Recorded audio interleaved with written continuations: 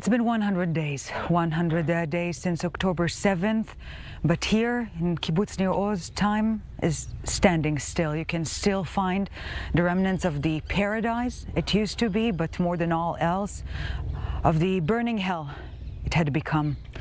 And joining us now, i24NEWS, residents of Kibbutz Nir Oz, a kibbutznik.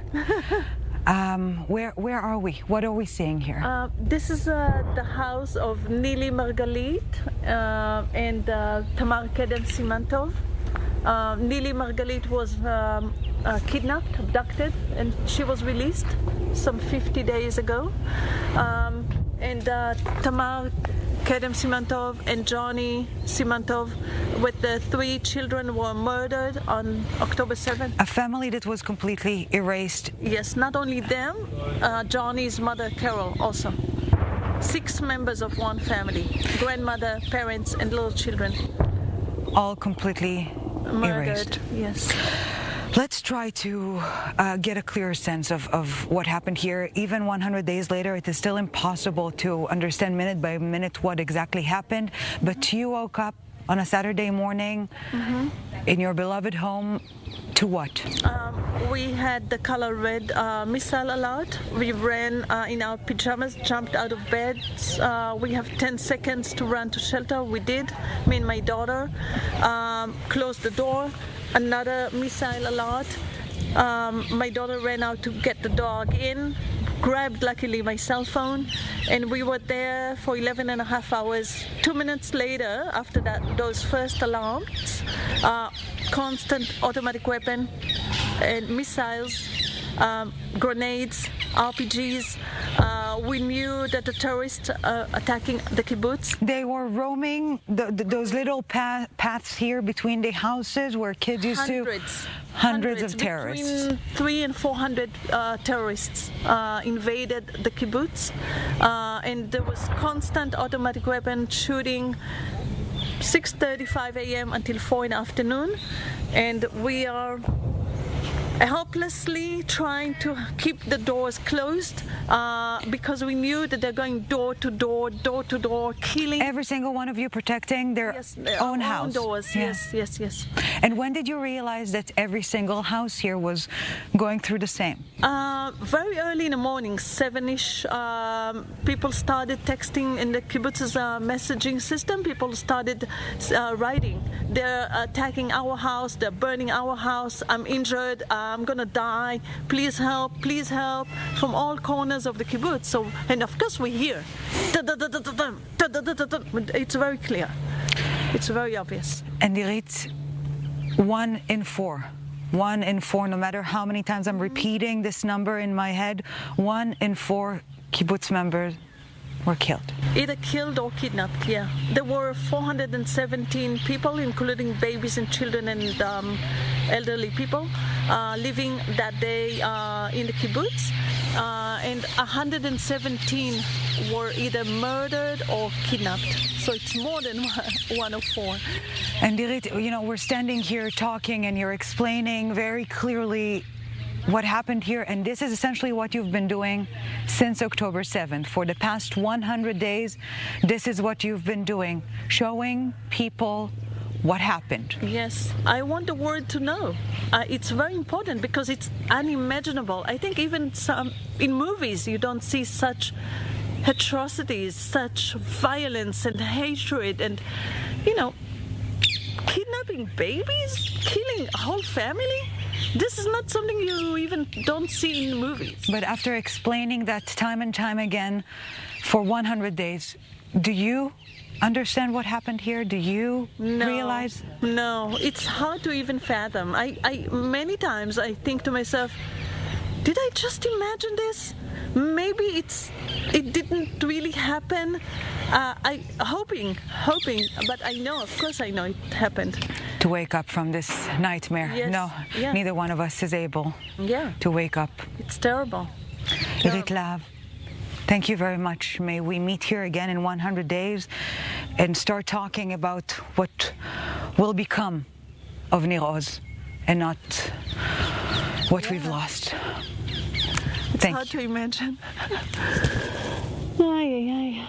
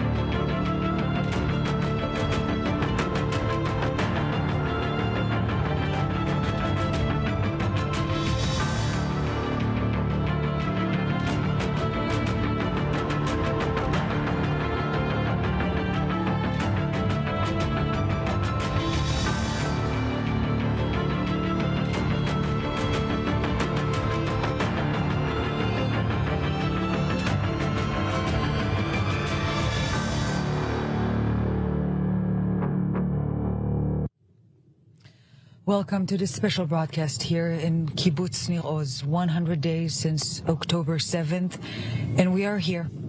And on our way here, I was looking through the car window at those evergreen, endless meadows with those beams of sunlight through the clouds. It's this type of beauty that strikes you. And then you start seeing the names. Kfar Aza, and Nirim, and Reim, and Be'eri, and Nir Oz. And you walk in this beautiful kibbutz, this piece of paradise on earth, and you prepare yourself to face death. And what you see here, in between the burnt houses, in this devastating scenery of loss, what you see here is not death, but rather something even more painful. And this is the absence of life. You see the life that were thriving here, and you see their absence. And we are here tonight with Amit Siman Tov Abba and Mo Tzarfati Balachsan, and our very own i24NEWS senior defense correspondent Jonathan Regev. And Amit and Mo, before our broadcast, you showed us your homes, not your houses, your homes. Born here, raised here, raising children here, neighbors, sharing a balcony. And we were walking through your houses, and between the ashes, we saw piles of laundry that were not even folded yet, because life were so vivid, were so present. And in a second, there's no laundry to fold anymore. More. No laundry to fold, no houses to clean, no food to make.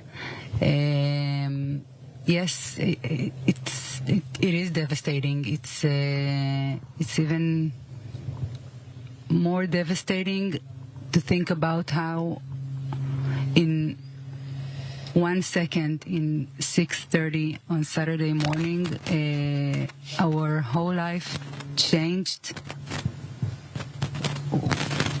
180 degrees, and there's nothing we can do about it. Just flow with it. Nothing will ever be the same again. And it's not even the death that actually happened. It's the death of, like you described it, the absence of life that I feel, that lots of my friends feel. And we will talk more about the fact that you still, 100 days later, united as a community. But before we get to that, Amit, again, 100 days since, but are we talking now, or are we still then? It's a very good question, because on one hand, I feel every day that we are still on October 7th.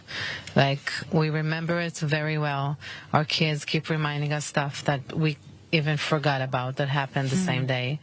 And because nothing happened, like, nothing is the same. So, as I said to Mo, like, we're never going to sit together in this balcony again and share our morning coffee.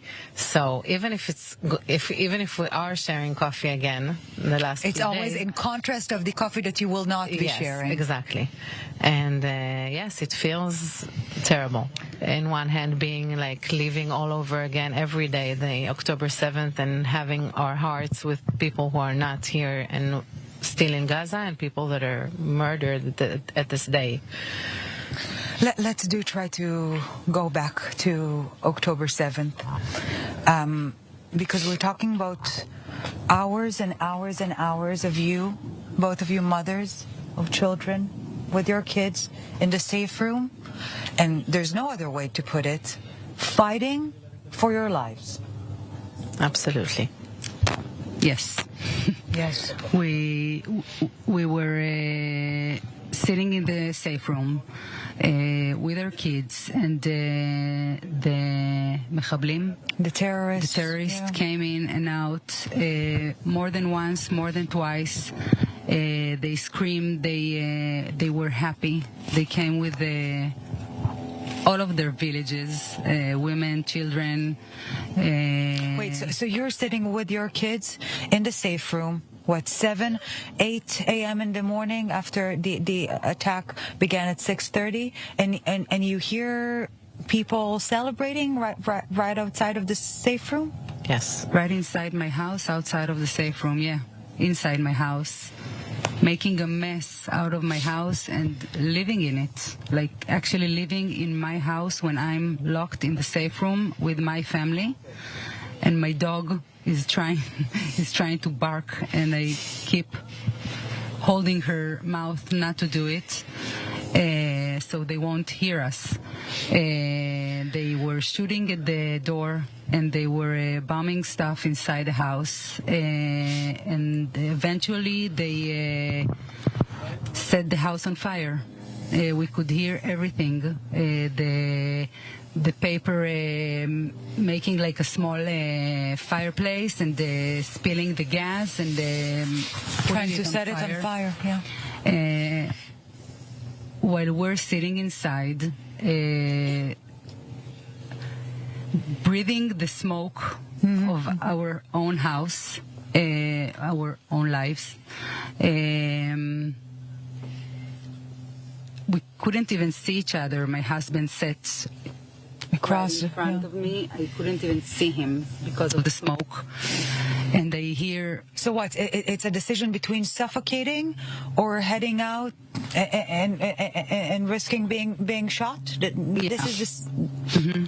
At some point, I decided, and I told my husband, I'm not going to suffocate to death. I will be killed to death. I rather get shot than not breathe. So I opened the window, and when we opened the window, we heard the gunshots outside. It was like a crazy war, bombs and the fire guns and everything, I thought the army is outside. I assumed it was a war, actual war going on outside. So I decided we're gonna stay inside, not go outside. And that's what we did. That every second someone is going to come. Yes. And Amit, meanwhile, not far away, we visited and we opened a broadcast in front of your brother's house. Not far away from there, your brother, his family, fighting for their lives too. Yes. We were, as I said, as Moa said as well, we were in the shelter room in the house from 6 a.m. in the morning, and around 5 minutes before 7, we already got messages saying there are people in the kibbutz, there are terrorists in the kibbutz, they're carrying a lot of gunfire, and that we need to stay inside and lock ourselves inside. Immediately we understood that we can't go out. We can't go out, not even to get water inside the shelter room or anything. We're going to stay inside and lock ourselves as the best we can. And we started texting to everyone, are you okay? Where are you? Are you safe in the shelter room? What's going on? Many groups, and also, of course, my family group on WhatsApp. And at one point I was asking, like, maybe we should all go to be together. Just let's go outside and be together. Just let's be in one house together in one shelter room, and maybe we can do something as a group and not each family by yourself. But my brother Johnny, he wrote, Miti, please stay home. Please stay in the shelter. Don't leave. It's not a good time to go outside. Just be quiet and stay inside. And around 9:45 in the morning, his wife texted in one of our groups that they have been shot, and then a minute after she wrote that they've been badly injured.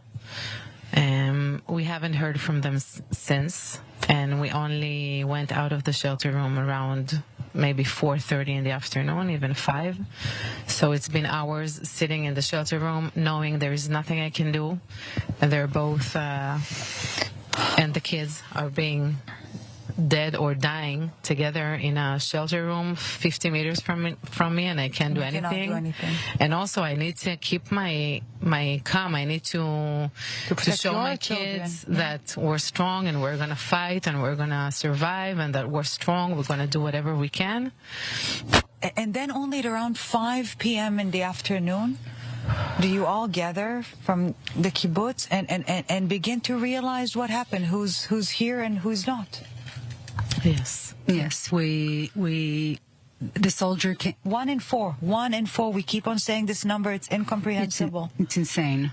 The soldiers came around 4:30, took us out of the safe room, and we started walking to a big shelter the kibbutz has, and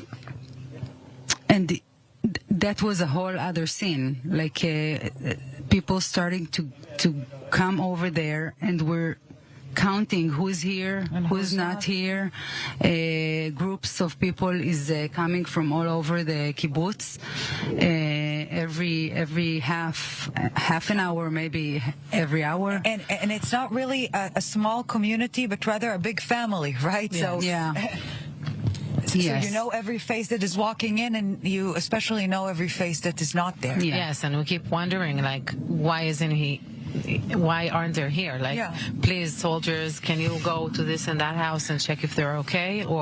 And then they come back and they say, this house is empty. So we say, okay, but we saw their text messages at 9 or 11, whatever, and then we start to understand that people either being shot in their homes or being murdered in a very horrific other ways, or they're being kidnapped. You know, Jonathan, short days ago, in this flood of information, there was one piece of news that shocked me to the very core. Straight line from here, from Nir Oz into the Gaza Strip, in one of the villages there, Israeli soldiers found items, belongings of people from Nir Oz. And as Mo was just telling us, she could hear the looting right outside while she was fighting for her and her family's life. Terrorists stole her things. And there in the Gaza Strip, they found children's bicycle, and they found clothes and bags. They found even the piece of cloth that you cover the challah of Shabbat dinner. It was all found there. And I think it shows a lot, it speaks a lot about the failure of protecting these communities, Nir Oz especially, and others, because I'm not sure that the terrorists that came in first, they were worried about this. They were worried about killing, because that's what they do, these merciless terrorists. But then in some of the communities, actually people came in, people from Gaza. They heard, I guess they got messages saying that the fence is open. The fence is open, go in, and they went in. We could actually see videos of people, a person with crutches coming in from Gaza, celebrating and coming in to loot and to steal bicycles, a piece of cloth, clothing belonging to children. This is what they were worried about, coming and stealing. And yes, now these things are found there in Gaza. When we speak of Khan Yunis, that's what, 2 miles from here? Yes. Something like that? 2 kilometers. 2 kilometers? So maybe even less. So very, very, very close. The people just came in, took the bicycles and maybe even rode the bicycles back home because the fence was open. We're speaking here a lot about emotions, and it's completely understood, but there's a very big failure as to how this happened? And it's a question that we're always told it's not the time yet. Maybe it's right, maybe it's first time to make sure that this threat is gone, but this is a question that has to be asked first, because these people, I think they deserve an answer. Where was the army? I'm a defense correspondent. We were promised for years and years that such a thing cannot happen, period, because there's a fence, and which is the most incredible fence in the world, and say that the fence is breached, then there's the IDF. But none of them was here. No, the fence was easily breached and the army was not found. We're hearing people here who sat in their safe room for 8 or 9 or 10 hours. There are stories of people that sat for 24 hours waiting for the army, which did not come. Where was the army? It's a huge question that has to be asked. Maybe not now, but at some point, yes. I think these people here and all these people in these communities, they deserve an answer, and the state of Israel deserves an answer to make sure that really such a thing never happens again, not in this border, not in any of the other borders, because there's an unwritten pact in the state of Israel in which the citizens give and give and give, but they know that in case of an emergency, the state of Israel and the Israeli Defense Forces will be there for them. I think that for the people here in Nir Oz and many other communities, the army and the state of Israel were not there on October 7th. And Amit, Mo, the social contract Jonathan was talking about was not only shattered on October 7th, but now 100 days later, as we speak, there's still Nir Oz community members, members of your big family that are right there. Yes. And they're definitely part of what doesn't let us go on with our life, is knowing that there are so many families that are not whole. And not because their beloved ones are dead, but because their beloved ones are there and no one is doing anything to bring them back. I mean, I'm sure the government is trying to do what they can, but I think that the world should do more. We want them here. We need to know that our friends are going to have their husbands here back, and the kids that are my kids' friends are going to have their dads here back, and elderly people who needs medicine, who needs help, who deserve to end their life with respect. Yeah. And this is what makes it so hard to know that they built this kibbutz. They came to this country with such a Zionic mission, and now they're going to end their life over there in Gaza, where they're not treating them nice and disrespect them in any way. Amit, Mo, unfortunately, we're nearing the end of our conversation here, and we didn't even speak about what you've been through during those 100 days, still sticking together as a community. And yet, can you ever imagine going back here? Can you ever imagine not going back here? I can imagine never go back here. I cannot see myself live here. I wouldn't be able to sleep at night. I don't think, I don't know many people from Nir Oz that will come back here. I'm sure there are, but I don't know them. It's not because we're scared also. No, I feel like it's because this place that we've been living in for 40 years and we love so much has been violated in so many ways. Like, all my memories with my mom and my brother and my nephews and my friends, it's here in these streets in the kibbutz. And I can't imagine myself walking between these houses and not having these people around me. The literary meaning of Nir Oz in English is a mighty plowed field. And there is no better description to this earth here, to the people who grew here, and hopefully for the life that will be rebuilt here, a mighty plowed field. I really do hope that we will sit here together again in the near future and speak of what is to come. Thank you. Thank you very much for joining us. Thank you. Thank you. Thank you. We are taking a 3-minute break, and we will be right back from here in Kibbutz Nir Oz.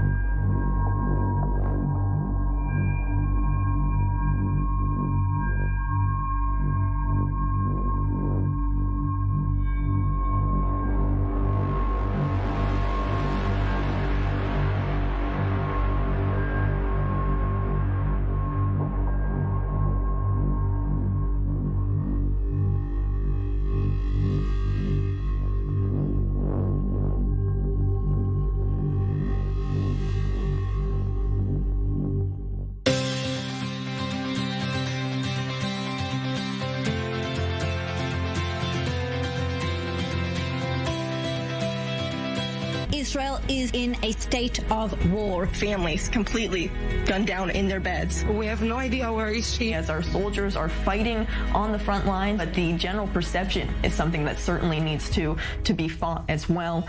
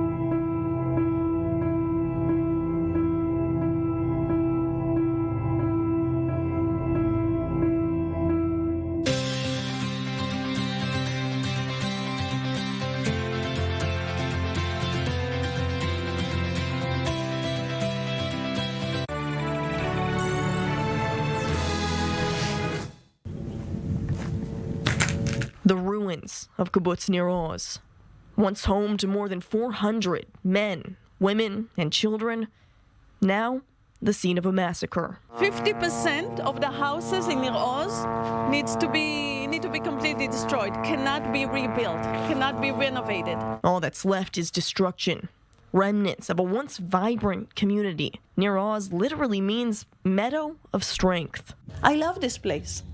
I love the fields, I love the people. This kibbutz was very beautiful. Will I come back and take the risk again? That's another question. I don't know. It's too scary. On October 7th, dozens of heavily armed Hamas terrorists infiltrated their community. We started to hear automatic weapons from all corners of the kibbutz. Endless shooting and grenades. And we heard them going from door to door, door to door. It was obvious that they would come to our house at some point, or his house. It was very clear. It was just a matter of time. And so when I made the improvised lock, my hands were shaking because maybe I would not finish tying this before they will break in. So it's just, your whole body is shaking. A fear of death, what we call fear of death, is really there. 1 out of 4 people living here were killed or kidnapped. In the midst of the rubble are signs of life, standing still since October 7th. We can see the battle that Kfir probably drank from him before in the same day because it's still with a little bit water. The baby bottle of Kfir Bibas, only 9 months old at the time. He spent a quarter of his life in Hamas captivity, along with his 4-year-old brother, Ariel, and parents, Shiri and Yarden. Of the roughly 240 hostages taken to Gaza, nearly 80 were kidnapped from Kibbutz Nir Oz. A third of the hostages ripped away from one single community. Every day there was crying, frustration, anxiety. How long are we going to stay here for? Have they forgotten us? Have they given up on us? It's desperation that we'd never thought we would experience. It's a scenario that we'd never thought we would go through. It's beyond imagination. Sharon Aloni Cuneo and her 3-year-old twin daughters, Yuli and Emma, were released after 52 days in captivity. Her husband, David, remains captive, along with 37 other residents from Kibbutz Nir Oz. 9 of them believed to be dead, Hamas still holding their bodies hostage. For 100 days, residents of Kibbutz Nir Oz have been without a home, without a community, only with the constant reminder of how everything stopped on October 7th. Thank you for staying with us here at this special broadcast, 100 days since October 7th. And we are here in Kibbutz Nir Oz. And joining us now, still with us, i24NEWS Senior Defense Correspondent Jonathan Regev, IDF International Spokesperson Colonel Olivier Rafovich. And we're delighted to welcome here Sergeant Maya from the Skyrider unit, who served right here in the Nachal Oz base when the morning of October 7th changed life as we knew it forever. Sergeant Maya, let's go back to the morning of October 7th. On October 7th, we were in Nachal Oz base, and we woke up for the noises of the rockets and the missiles, and we took our weapon and ran to the safe area. We saw there about 30 girls, and we were the only one with a weapon.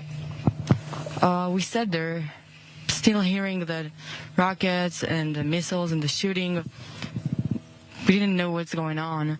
And then the alarm set, and they said the base has been invasion. And we didn't know what's going on then, and we just sat, like, 4 of my team, 4 girls from my team in one side and my commander officer in the other side, with our guns pointing to the exit, just waiting for someone to come. We heard the shooting, we heard yelling. At first I thought the yelling is our soldier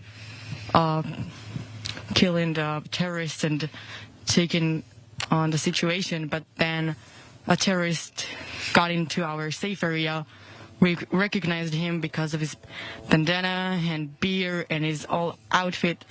He shot at us. We all 4 of us shot at him. And then immediately they threw 3 hand grenades. The first one landing and killing my commander officer. And the other 2 are landing, one in the middle and one next to us, like a few meters. We continue to shoot, and then we ran out to one of the rooms. We locked the room, and only there I recognized that I got injured. I noticed my head's bleeding, my hand, my chest, my legs.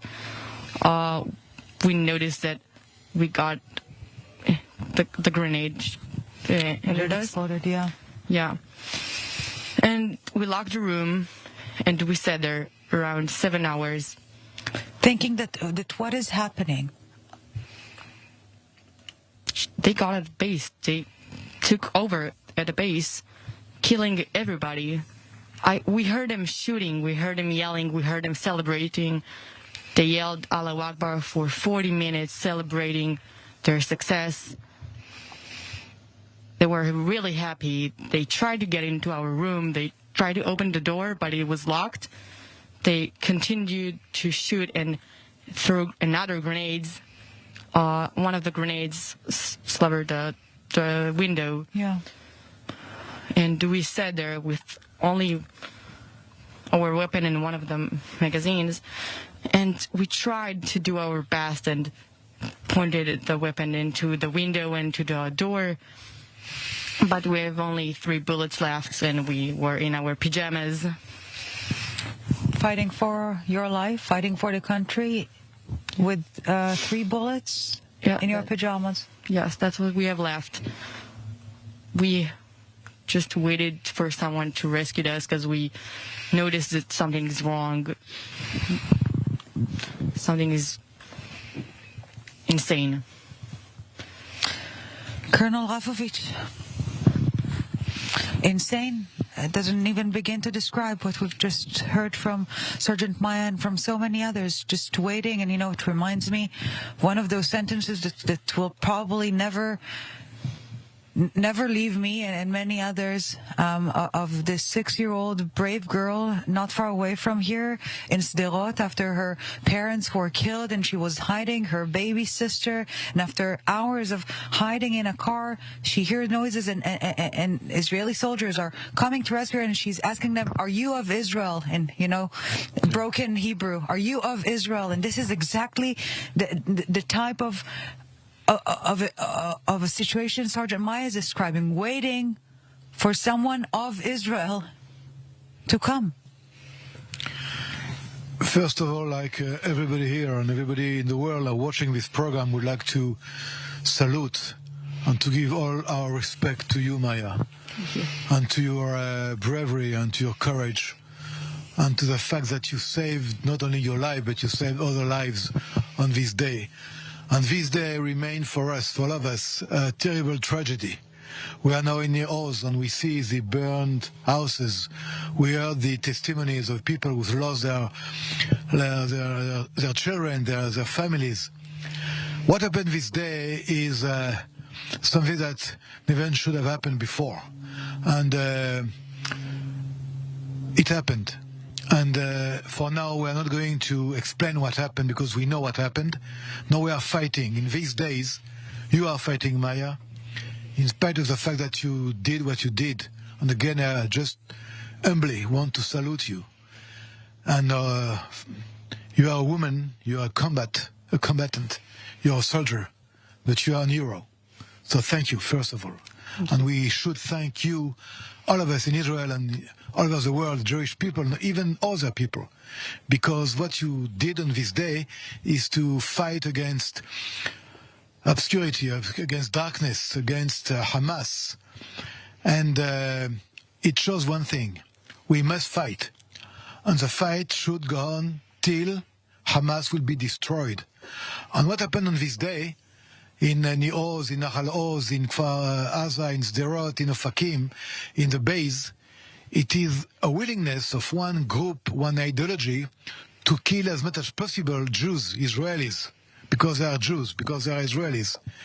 And we must do only one thing today: to continue to fight, even if the fight is not over yet, even if we are still continuing to do everything to rescue our hostages. Was 136, but Maya, you are the symbol of this fight, and fight is not over, unfortunately. No, not over yet. And Jonathan Regev, before we continue our discussion here, we do want to take a look at the following report by you, illustrating the security perception that was shattered here in Kibbutz Nir Oz and along the Gaza border. Let's take a look.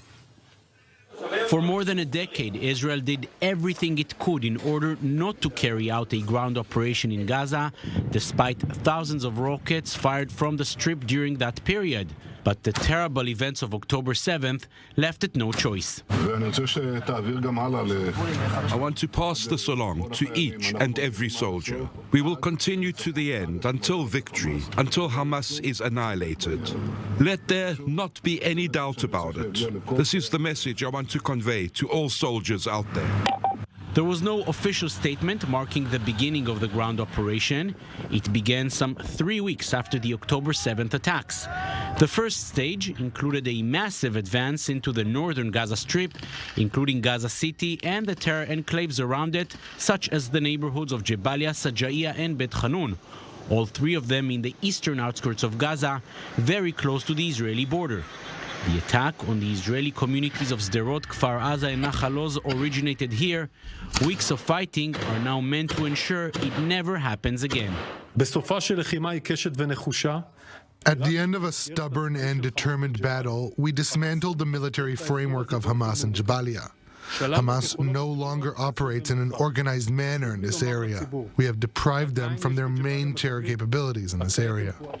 Following a week-long ceasefire in late November to facilitate the hostage deal, the second stage began, this time focusing on Gaza's second largest city, but its biggest terror headquarters.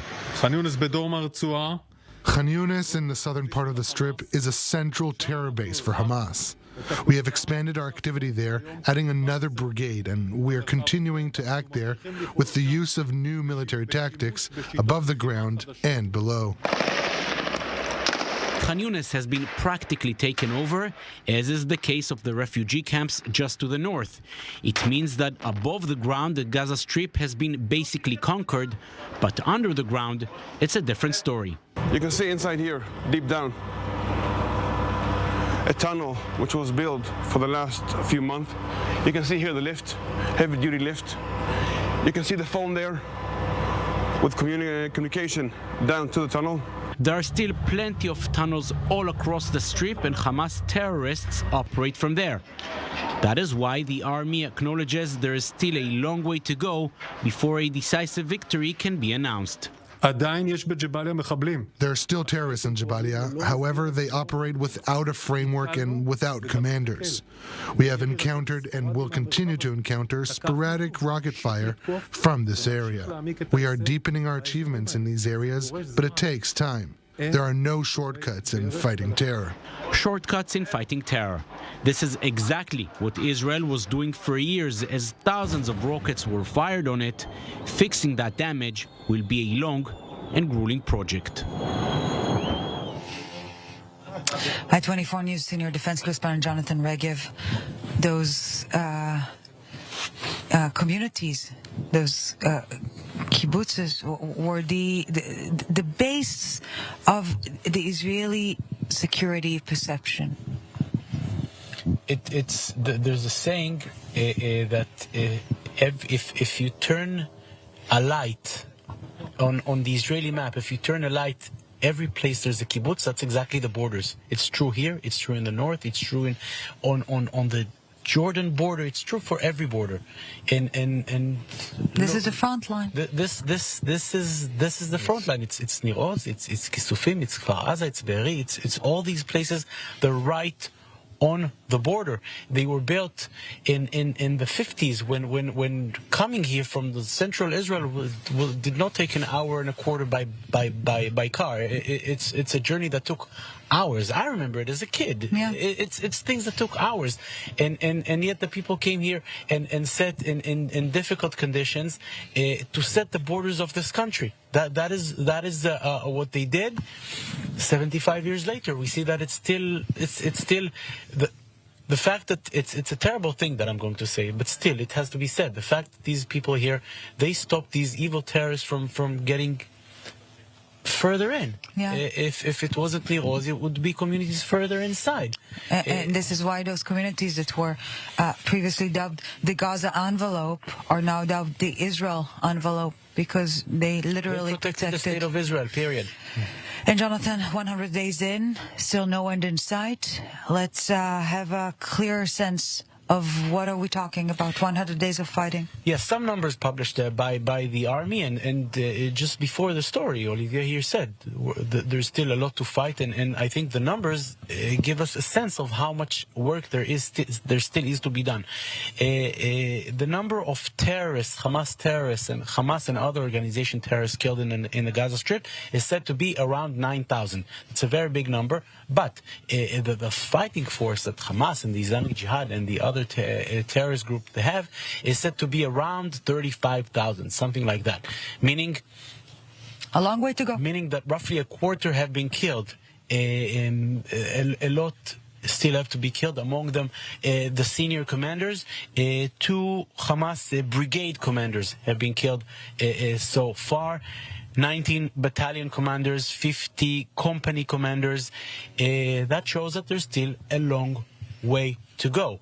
And the Hamas commander that was in charge of the Nir Oz massacre was targeted a short while ago. Yes, but still many of them are yes. It's true that that perhaps the warfare when it comes to Hamas has to be changed, will change, because there's no central chain of command, at least in the northern Gaza Strip, no central chain of command. So they're fighting as individuals, not in an orderly fashion, mostly from under the ground. But they're still there. They're still there. Still there until fighting. It was only a few hours ago when rockets were fired to Ashdod. Ashdod, roughly halfway between the Gaza Strip and Tel Aviv. So that is still happening. And another issue, we mentioned the rockets. Some 9,000 rockets have been fired from Gaza so far in those 100 days. And if we're speaking of roughly 15,000 rockets that were said to be held by Hamas, that means that there's still quite a lot of force. One other thing, let's remember, this war is happening as another war is happening in the north, and still as all this is happening, some 2,000 rockets fired already from Lebanon crossing into Israel, about 170 Hezbollah terrorists killed, and some 750 Hezbollah positions targeted. It was only today when people were killed in Kfar Yuval, in northern Israel. And the war in the north has yet to start. Again, quote unquote. A community in the north that sets the boundary of the state of Israel, just like here, over there. And yes, these are the communities that take the hit to protect the state of Israel. And yet again, we're talking about fences and buffer zones, and it means that in the long term, if these are the security or the defense plans, it means that on the other side of the border, there's still a threat. But we will talk about it in the coming days. But now we want to go back to Sergeant Maya here with us, because you, after what you've just shared with us on October 7th, you went back to the battlefield, into the Gaza Strip, to fight. When did you decide? How did you decide?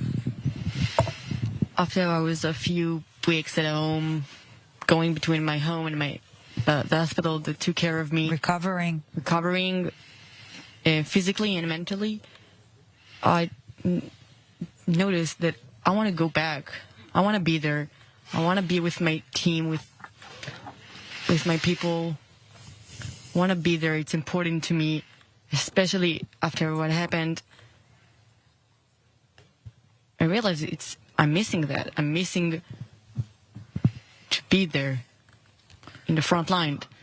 So I got back to another team with one of my friends from the other team, and we asked to be together, to stay together, to fight together, to keep on fighting together, as you did on October 7th. Now you just did it in the Gaza Strip. Yes. We were there for 3 weeks, something like that. And you're going to go back at some point to keep on fighting. Yes, sure. Sergeant Maya, do you feel like a hero? No, no. So what does it feel like? I was on Nir Oz base by accident. I'm from a team that belongs to the north. But we were there. We did what we could do. I'm glad for the girls that we did save, and they did manage to go to the room and save themselves. But I wish we could do more, and now it's our time to do more.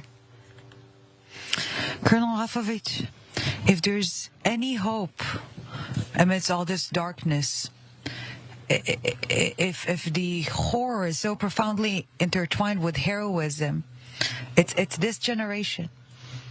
It's all the Sergeant Maya.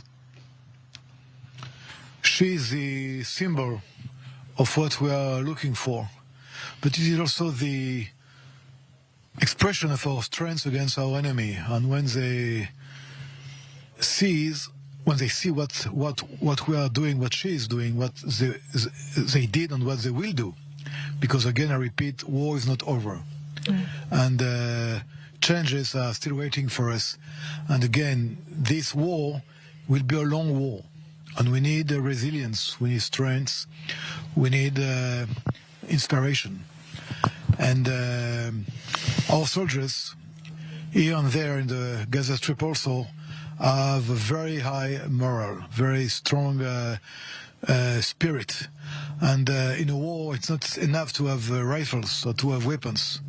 The most important thing is to have people like you. And Ben-Gurion said a long time ago, they have planes, we have planes, but the difference is not the plane, is who is in the cockpit of the plane. And Maya is in the cockpit of the IDF. And I'm happy to see that so many soldiers, men and women, I repeat, men and women, are actually the backbone, the defense, the Iron Dome, the real Iron Dome of the IDF and of Israel. And again, I am obliged to salute you again, Maya. And when I see your eyes, I see the eyes of the thousands of people and of the future, correct? Yeah, it's not the rags atop of a mast that keep the ship going, but the spirit or the wind. In Hebrew, it's the same word that make the ship move forward. Jonathan Regev, 100 days later, the end of the war is still not in sight, and the future of this area is still not in sight. How do you rebuild the land, the trust, the faith? The trust will be difficult to rebuild, because these communities were relying on the army to be there for them, and we just heard from these two brave girls sitting here before, recalling their story, that they felt that it was not here. They had to wait for hours and hours for the army to come, and it was true in other places. While this was happening, we're also hearing stories of heroism from the soldiers that were here. Right. But the problem is that too many forces were not here. Here in Nir Oz, only civilians. Were massacred. Yeah. Exactly. So rebuilding the trust between, I'm going to say, the citizens here and the army, and even more than that, the citizens here and the state, is something that will take, I'm going to say, generations. It's very difficult. The communities here were relying on something that didn't happen, and they were promised that in case of an attack, someone will always be there for them, and they felt that someone was not there. Therefore, rebuilding that trust and rebuilding that faith will take a lot of time. Some of the people will return, some of the people will not return.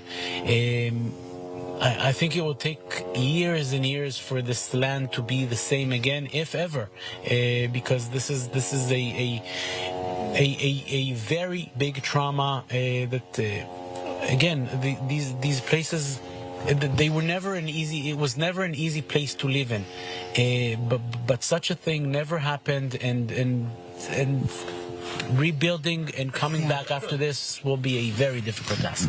Just one short thing, there is now an operation going on in the Gaza Strip. The name is Oz Nir. Right. And this name of the operation is because Nir Oz happened. And it happened, it's terrible, but now the idea if he's doing what he's doing, because we have to fight against the people who just killed, burn, rape people here in Nir Oz.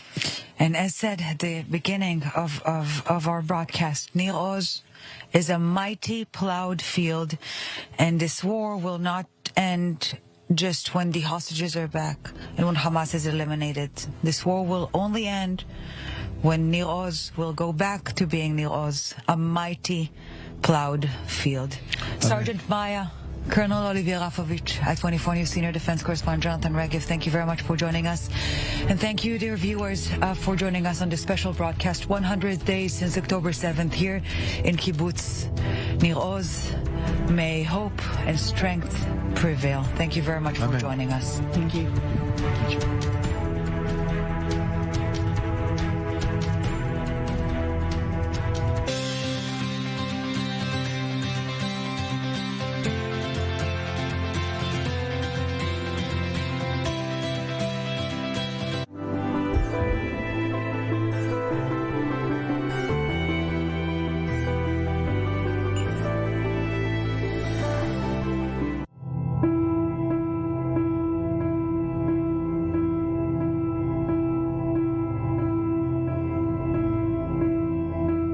Israel is in a state of war. Families completely gunned down in their beds. We have no idea where is she. As our soldiers are fighting on the front line, but the general perception is something that certainly needs to be fought as well.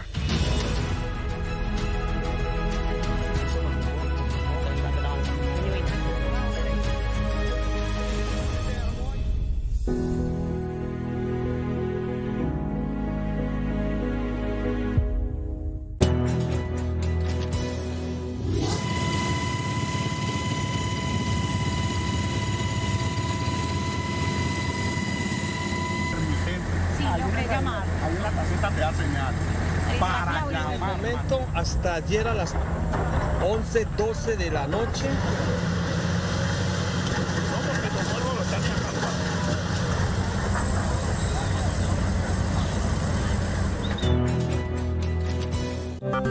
Esta semana en News 24, Israel bajo ataque. News 24 en español trae el análisis y la información de los acontecimientos de la guerra Espadas de Hierro. Entrevistas exclusivas, reportes desde la zona de guerra, la reacción de los países hispanoparlantes. News 24, el único medio en español que te mantiene informado y conectado con la comunidad latina en Israel. News 24 únicamente en i24NEWS.